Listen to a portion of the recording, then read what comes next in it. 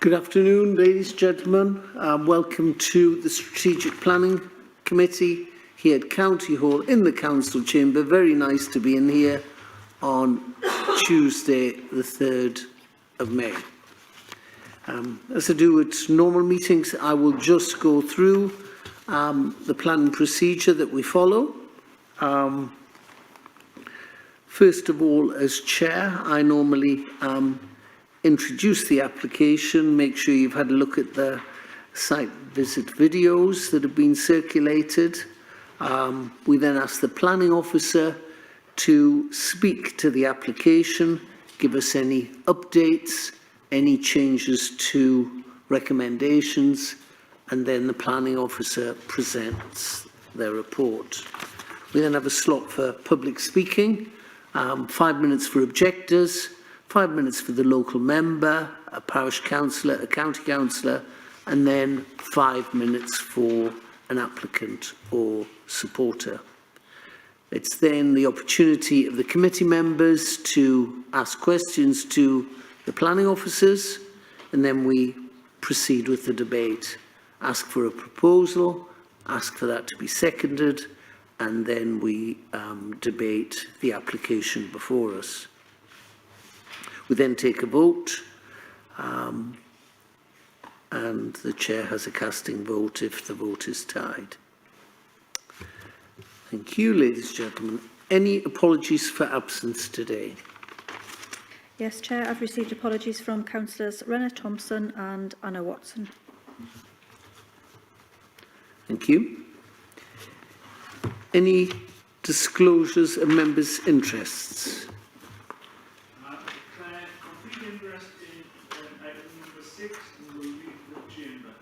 Thank you.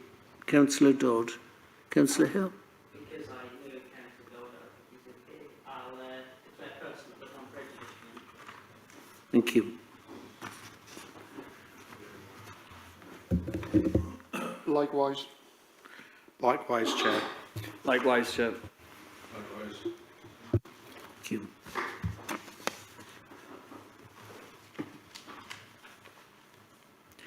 Now we turn to determination of planning applications.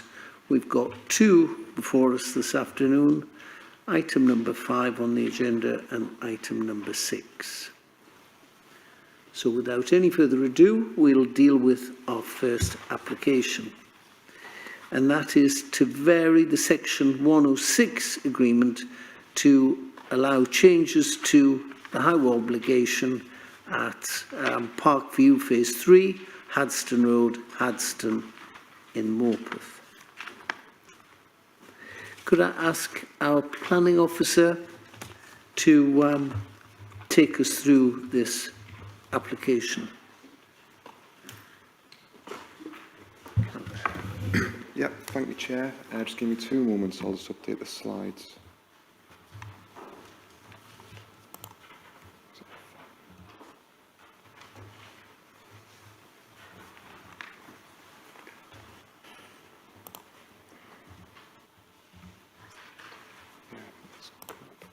Just give me 2 moments, Chair, apologies. No problem.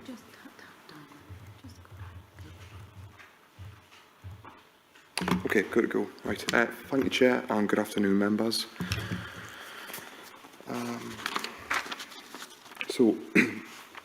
As set out in the description of the proposal, the application seeks to vary a Section 106 agreement which relates to a development of 90 houses up at Hadston.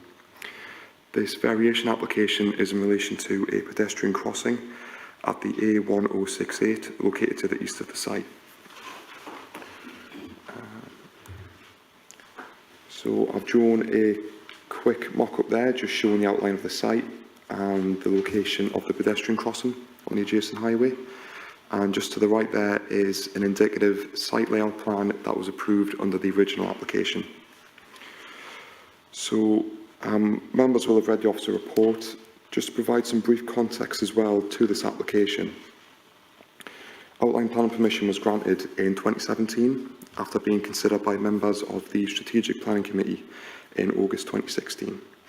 During the consideration of that application, East Chevington Parish Council had requested the installation of an underground pedestrian tunnel between below the A1068 between the site and Dewridge Bay Country Park to the east to improve pedestrian connectivity. So officers had considered that initial request, and it was considered that it was unfeasible financially, and it was also ruled out for security concerns.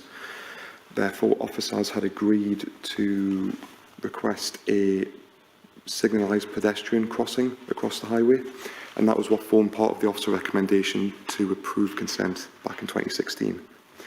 Following the granting of planning permission, officers in the Highways Technical Services team have considered it further, and they've ruled out the use of a signalised pedestrian crossing on feasibility grounds. And since then, there's been discussion between officers at the council, the parish council, and the local board member, and it's been agreed that a amended pedestrian crossing is used instead, which I've got on the next slide. So there's quite a lot going on this image, but the main image you want to be looking at is the one on the bottom left, which shows the use of a pedestrian safety island in the centre of the highway with the 2 lanes on either side, and there will be safety barriers on approach from both sides. So this is the technical drawing, which has been prepared by my colleagues in the Highways Technical Services team. And here's an example of the barrier at the bottom and the signage which is proposed to be installed. So, as explained in the officer report, the proposal which is before us has already been considered by officers and is found acceptable. But in order to formally grant approval for the crossing, a variation of the Section 106 agreement is required, hence the current application. It is therefore recommended that members grant approval for this amended Section 106 agreement. Thank you, Chair. Members of the committee, we now turn to Scott Dickinson. Had hoped to speak to us this afternoon, but because of work problems, he was unable to do that. So we have asked an officer to speak to the words he's prepared. Leslie, are you going to read out his little piece there? Yes, Chair, thank you. Dewridge Bay Country Parks is one of the jewels in Northumberland's crown. For more than 6 years, we have been campaigning for the crossing to be improved for locals who walk to the beautiful venue and all its facilities. Working with East Chevington Parish Council and Highways, we have worked up a solution that meets Highways legislation. It isn't 100% ideal, it isn't what residents would like in totality, but it is a start and a step in the right direction. I do hope the committee can support the recommendations and allow us to begin some improvement works that we can add to in future years to make the crossing even safer. I really appreciate the committee taking the time to consider this today and hopefully support us in starting to create what will be a safer passage for local people to the country parks. Thank you, Chair. Members of the committee, have you any questions you'd like to put to our officers today? Councillor Hill. I think from what Councillor Dickinson said, it might have answered my question, but I was just checking that East Chevington, that's how it's pronounced, they're happy with this altered proposal. Chair, that's correct, and they were party to the discussions for the design of the current proposal.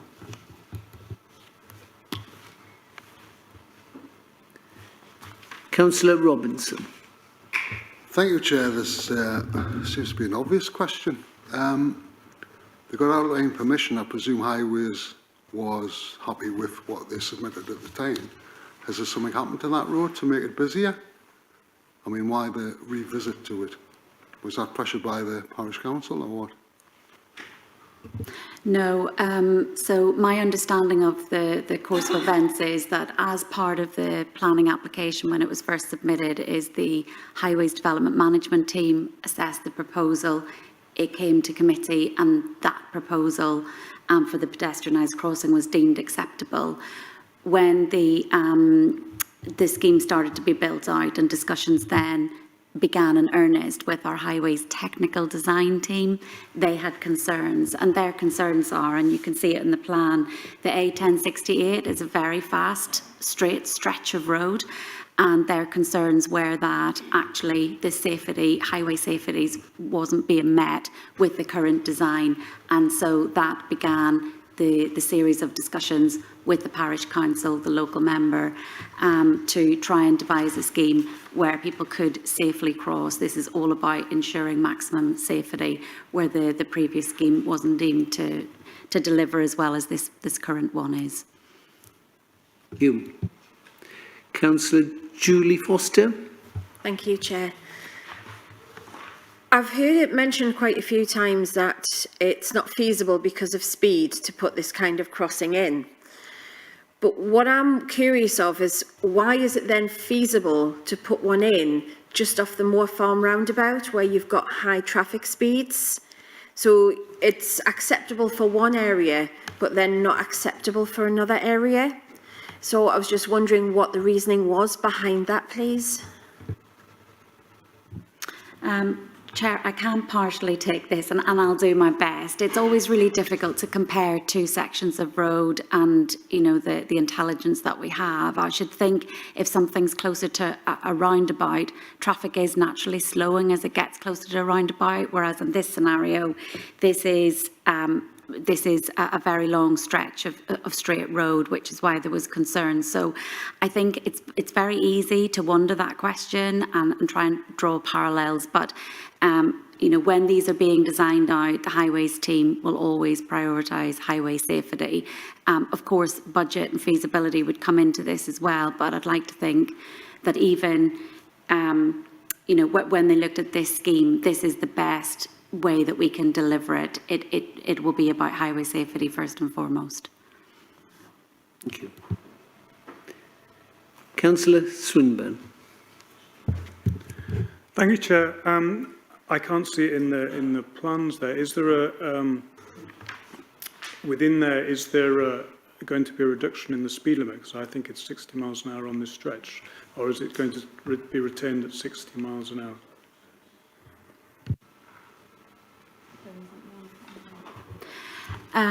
There isn't, we've just gone through the signs there.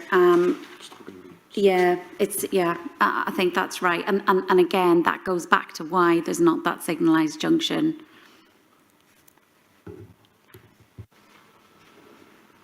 Thank you. Any more questions, ladies and gentlemen? Chair, before we move to the next part, can I just confirm the recommendation? We just wanted to tweak it so it read a bit better, members. Okay. So the recommendation now is that a variation to Section 106 agreement dated the 21st of the 2nd, 2017, to remove the obligation for a signalised pedestrian crossing to be swapped for other highway safety measures to be varied in the manner as set out in the report. Thank you. Thank you. Would anyone like to move that recommendation? Councillor Barry Flux. Yeah, I'll move that recommendation as Liz Cinnamon has just read out. Thank you. Is that seconded? Seconded, Mr. Chair. Thank you very much. Anyone like to speak to that recommendation? Councillor Barry Flux. I was thinking I might be the only speaker here. That's why I put my hand up. But to me, this looks like we're making a step in the right direction to improve matters. The local members happy, seeing the parish council are happy.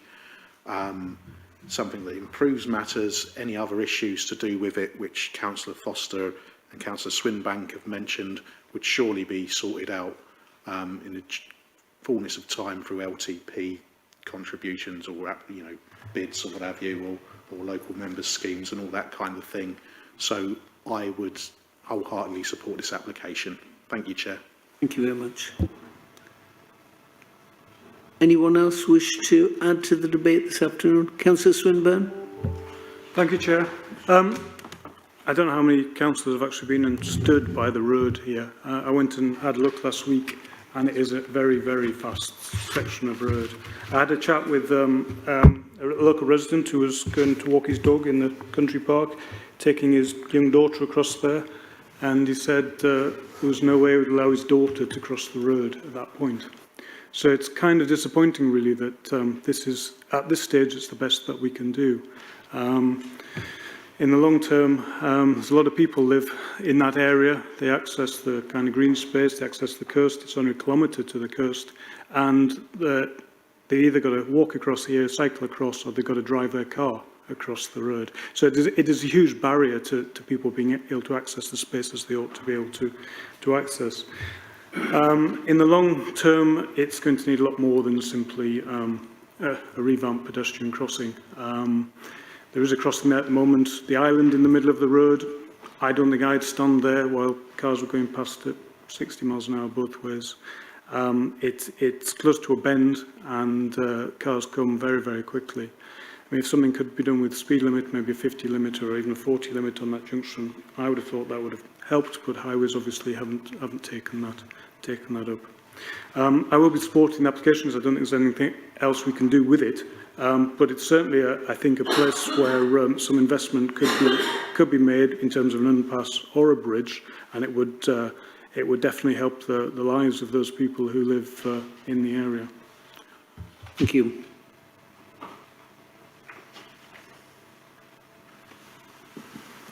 Well, just as your chair, I'll make a comment. You know, one of the good things about planning is that we can revisit applications and hopefully improve them as they go along. Yes, this isn't a perfect solution to crossing a busy road, but I think it is an improvement on the original proposal. It has got the support of the local member, but at the same time, Councillor Swinbank, I do get your comment about taking refuge in the island in the middle. You know, I do a lot of litter picking with my friend on the A1. We're on the side of the road. It's crazy the speed that vehicles travel along, and this is a particularly busy stretch. It is a fast road. I think this is an improvement, and you know, as our planning officers said, I think we'll add to it in the future, hopefully, and make it an even safer crossing. Councillor Barry Flux, is there anything you'd like to say in conclusion? No, I think most of it, well, I'll say, well, no, and then I'm going to say something. Yes, then. All I would say is that we've all got roads like this in our areas. I've got one in my area where we've reduced the speed from 70 to 60 to 70 to 40, 50, then to 40, and it's been a tortuous journey to get to that speed limit reduction.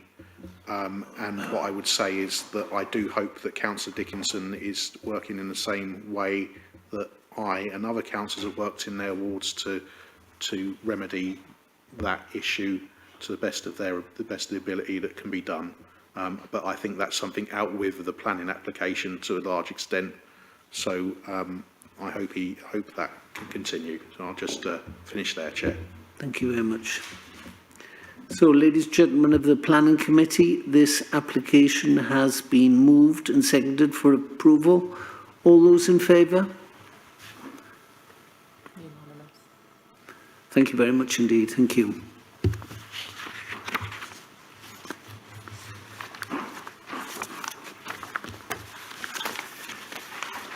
Councillor Richard Dodd has declared an interest and left the meeting.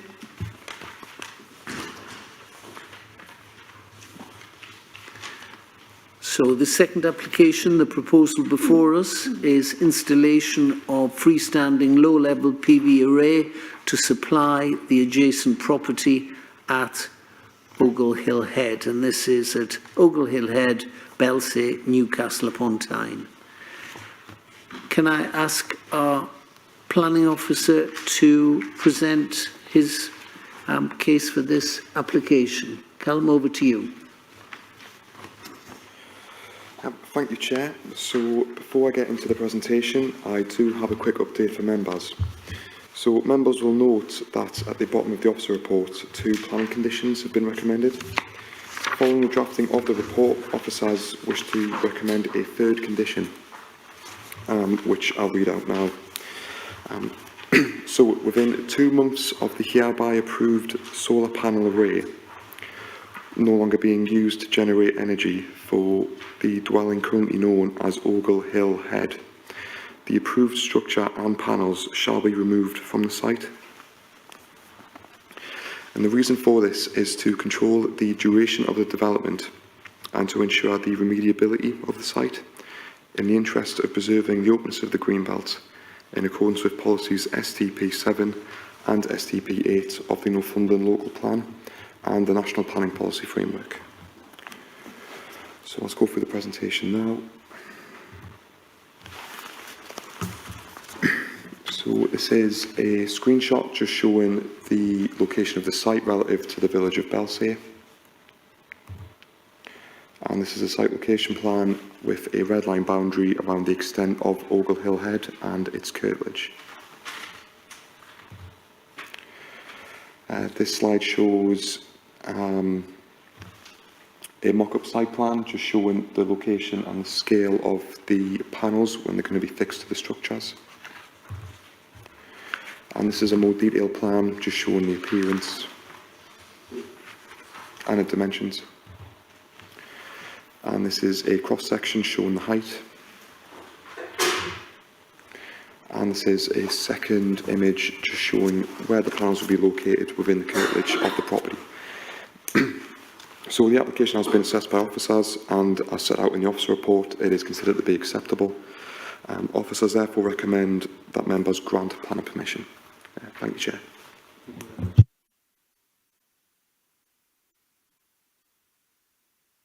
This afternoon, Rachel Dodd speaking in support of the application. Rachel, you have 5 minutes to speak in support of the application. Over to you. Members, I would like to thank you for your time in considering this application. As you'll be aware, we are currently in the middle of an energy crisis, a climate emergency, and rises to the costs of living. The property is currently reliant on oil and mains electricity, therefore heavily reliant on fossil fuels. The nature of this proposal of PV panels will assist the household to become more sustainable in terms of energy, environment and economy.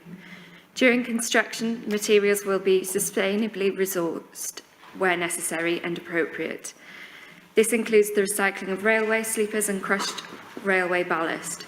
As the PV panels are ground-mounted, the equipment can be removed at any point if required. Due to the circumstances of the applicant being a county councillor, this application has been brought to committee, which would usually be considered under delegated powers. I would therefore like to remind members to consider this application in light of the officer's report and recommendation for approval, given the wider environmental benefits of the proposal that outweigh the degree of harm to the openness of the Greenbelt. Thank you. Thank you, Rachel. Thank you very much indeed. Members of the committee, have you any questions you would like to put to our planning officers? Councillor Barry Flux. It's a question which I already think I know the answer to, but I'd like it from the horse's mouth, as it were. Basically, if this application was from any other member of the public who wasn't a county councillor, this would not come to a committee. Is that correct? It's very likely to be the case that it would be delegated, but we'll never know until we run through the processes and understand any levels of objection and so forth. But generally speaking, and we're getting a lot more of these types of applications coming in, they tend to be delegated. Right, I think that's given me a clear enough steer as to what you're saying there. Thank you. Thank you very much indeed. Any more questions? Councillor Hill. Is there any visuals about what they'll actually look like, rather than just sort of... Yeah, so just going back through the slides, we've got some site drawings. I haven't included any photographs in the slides. Apologies, Chair. So when looking at the site from the south, from the highway, you can see the property, and there's also a hedgerow which forms the southern site boundary. The site is well screened to the north and to the east by an existing tree line, as explained in the officer report.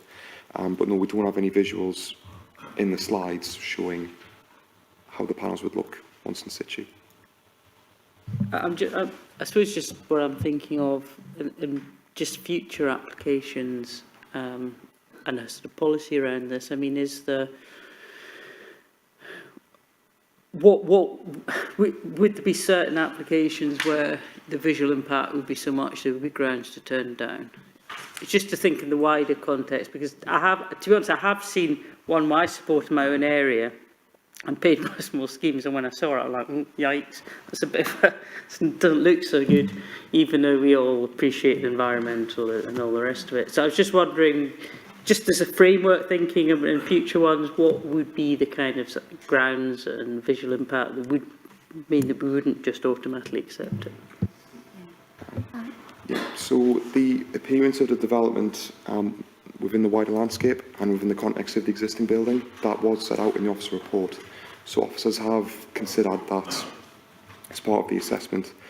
We are mindful that it is within a rural area and that outside the confines of the dwelling, its curtilage and the wider farmstead, there's a lot of agricultural fields, and it is on a gradient, well, it's a very slight gradient. So the property can be seen from quite far afield, but the scale of these panels, particularly the height, on the next slide there, it won't be very visually prominent. For panels of this scale, there may be larger scale development for more solar panels on other sites elsewhere in the county, which would have a larger visual impact, but for this particular one, the scale of development, it is considered to be acceptable in this location. Callum, can you just remind us of the square area of the panels themselves as well? Off the top of my head, I can't remember. I believe it is described in the officer report, though. So this slide here does show the length and breadth of the panels. Yes, 36 metres square. Yeah, Okay. 36 square metres. So it is quite an area, but again, it's the height of it is 1.4? At the highest point and 1 metre at the lowest point. And can you just confirm for me, Callum, it is in the garden of the house, rather than... It is, yeah, Chair. So these panels are domestic in nature, and they are located within the grounds of the property, and they will be used to provide energy to the property itself. Councillor Robinson. Thank you, Chair. I just have a question about the energy that they're going to provide to the house. Do you know what sort of output this size has and what it'll power? I presume it's charging batteries up or something. I don't know off the top of my head what the actual output would be, but the applicant has looked at it, and I imagine they feel it is sufficient to power their property. Obviously, I'm just thinking about future applications as well. Yeah, I don't know the exact figures, unfortunately. Chair, could I just add, I mean, I think these questions are really interesting because, you know, this is something new, and definitely people are thinking a lot more individually in their households about what they can do to offset the cost of and how they're applying energy to their home. So what we know is in our new local plan, we've got a raft of policies that really wanted to support what we call small-scale renewable schemes, particularly on residentials such as this. And this is a good example, but they're not standalone and they don't equal that. You absolutely have got to approve them. You also are looking at, like Callum's taken you through, the impact on the neighbouring amenity, the impact on the environment around, the design, the visual impact. And in this one in particular, it's in the green belt as well. So you've got to consider that harm to the green belt. We discussed it again this morning, and that's why we've added that third condition that Callum read out, because it has its place. It is temporary piece of engineering. It can be easily replaced out, but importantly, when it ceases to be used for what it's been used for, we can ask for it to be removed, and that can be quite easily done. So what we don't look at, and what planning policy doesn't ask us to look at, is what the gain is in terms of energy gain, which is your question, Councillor Robinson. But you have to assume that it will definitely go some way to offsetting reliance on the national grid electricity supply. Chair, thank you. Thank you. Councillor Robinson, you want to come back? Just to come back on that, my question was about if we give permission for this and it powered half a dozen light bulbs for 4 hours. Somebody else comes along in an area of Greenbelt and they can power 100 light bulbs for 40 hours. The fact that we're given permission for this, we're more likely to give permission for the other one, even though, or they'd have a good argument to get permission, even though we might not like it so much. That's the question. That's the nitty-gritty in this one, as far as I can see. Yeah, Chair, I'll just come back on that. So I do take your point, Councillor Robinson, and I suppose we go back to what planning policy says, and this is small scale. It is important to note that a lot of the solar panels that you see on roofs of properties, regardless of where they are, tend to have permitted development. So there's not, the sensitivity of the area often is overridden by the PD rules. This is larger than that, and because it's ground mounted, and that's why the applicants come in to seek planning consent in the first instance. I think given the number of panels that are there and the location for them, we have to assume that it is small scale. It's only for that one property, but it probably does an awful lot for them to be able to benefit from what's there. For new applications coming forward of similar type structures, yes, they've got to seek for these ground-mounted solar panel schemes, do have to apply for planning consent. Our policies are very much worded in favour of supporting those types of applications, but we can take into account any of the other harms. And I suppose it could be something that we could ask the applicants, although it's not really relevant to planning, it is useful to know how much percentage of power it will supply to the household.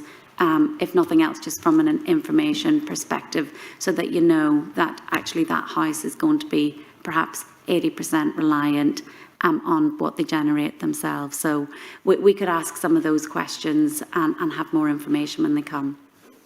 Thank you. Councillor Wallace.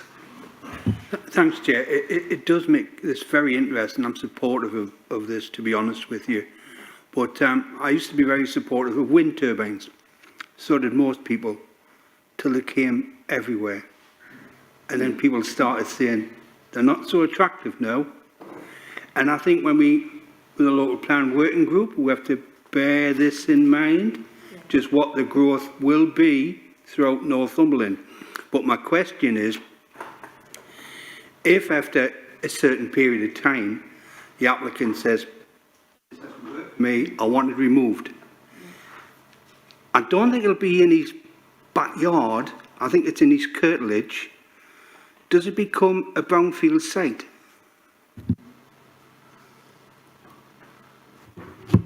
Well, curtilage will be brownfield anyway, by the fact that it's curtilage. So if it were in a field adjacent, we would probably have more to say about that. But this is within the curtilage of the property, so that in itself is brownfield. But just because of that, it doesn't mean then that you could put forward and, take that away and put a house there, particularly because then you would have to assess it against Greenbelt policy. And what the Greenbelt policy asks you to do is, you would already have that established in curtilage brownfield location, but then you also look at the harm to openness, and anything bigger than something coming off the ground by just short of 2 metres is going to have greater harm, so it would be unlikely to establish something else. Okay. Thank you, Chair. That's made my fears go away. Excellent. Councillor Hutchinson.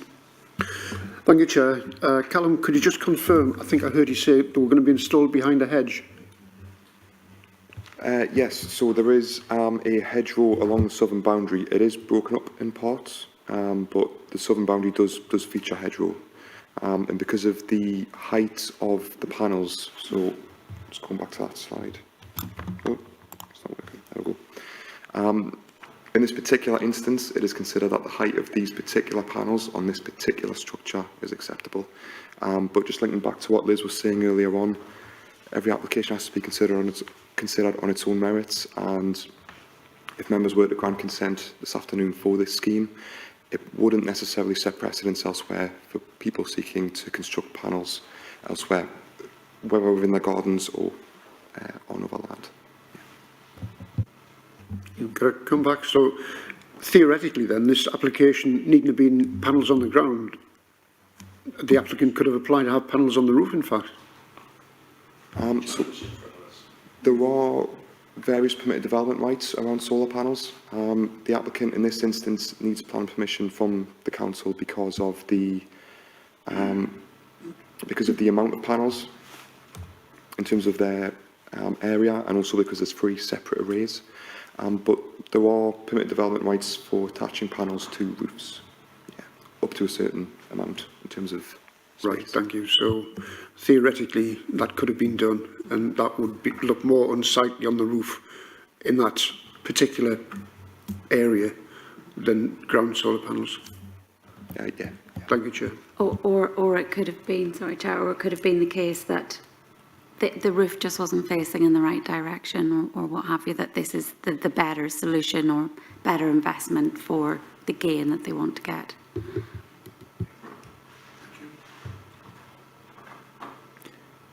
Any more questions, ladies and gentlemen? Could I have a recommendation? Councillor Robinson? Thank you, Chair. I'll certainly recommend we give permission to this one. Is that seconded? Councillor Darwin? Yes, thank you. Anyone like to speak to this application? Councillor Barry Flux. Yes, I've listened to a lot of the questions, and I think they've largely been at solar panels in general, as much as this application. And you'll certainly see in other parts of the country, in Worcestershire and Gloucestershire, and that part of the world, great big solar farms, and maybe we may see them in Northumberland because of now we've got our energy crisis, and when that occurs, I have no doubt we'll see applications like we've seen in that area, which would have the visuals, which would have all of the technical details about where the hedgerow was and all that kind of thing, and whether it's an appropriate greenfield site and how many hectares it covered and everything. But this is far, far, far smaller than those kind of developments, and it'll be interesting to see if those developments now come forward. There were a lot of them in the country in about 2014 and 2015 when the subsidy rate was much higher. But I think we might well see many more solar applications in this area, and we will have to judge them on their merits. Thank you, Chair. Thank you. Anyone else wish to contribute this afternoon? Councillor Darwin.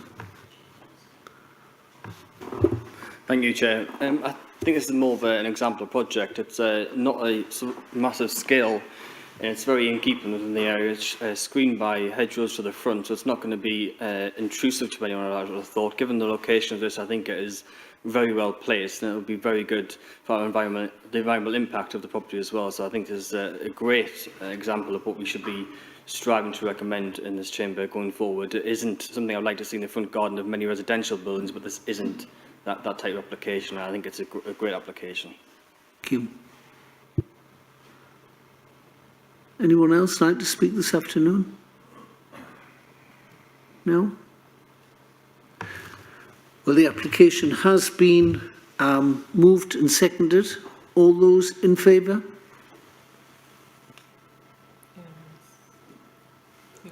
Thank you. That's unanimous. That's approved. Yes, does Councillor Dodd want to come back in? Or...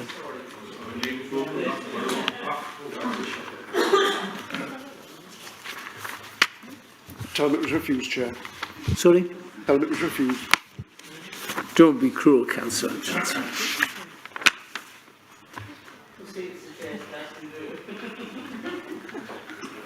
So there were no minutes to do.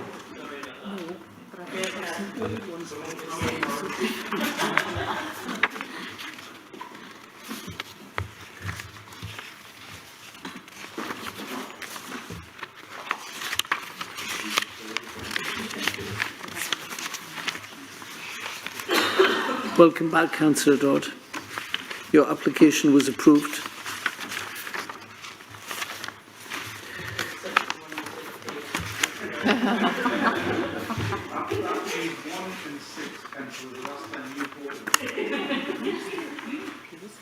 Seven, there is no appeals update, although it is on the agenda.